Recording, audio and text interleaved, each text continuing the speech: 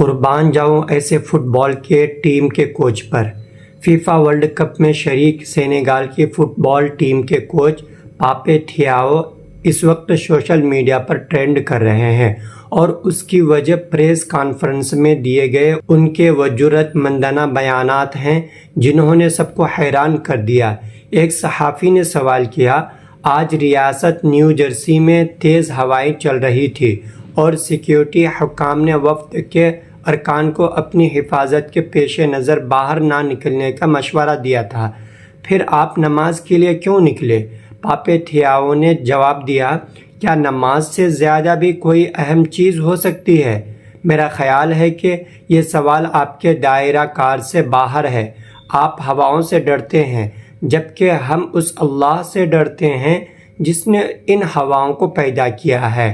ہم یہاں ایک تفریحی کھیل کھیلنے آئے ہیں، مگر افسوس کہ ہم یہ بھول گئے ہیں کہ ہماری اصل تخلیق اللہ کی عبادت کے لیے ہوئی ہے۔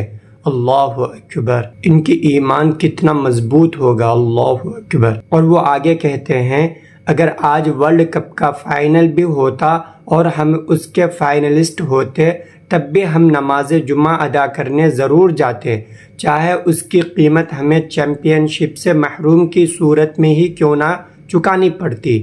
ہمارے دینی شعائر کے بارے میں ہم سے اس انداز میں گفتگو نہ کی جائے۔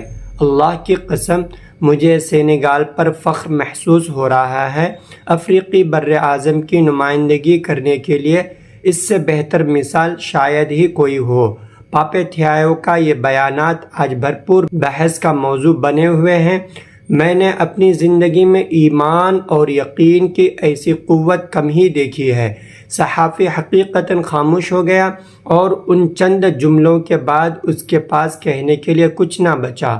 واضح رہے کہ سینیگال ایک مسلم اکثریتی ملک ہے اور اس کی تقریباً 95% آبادی مسلمان ہے۔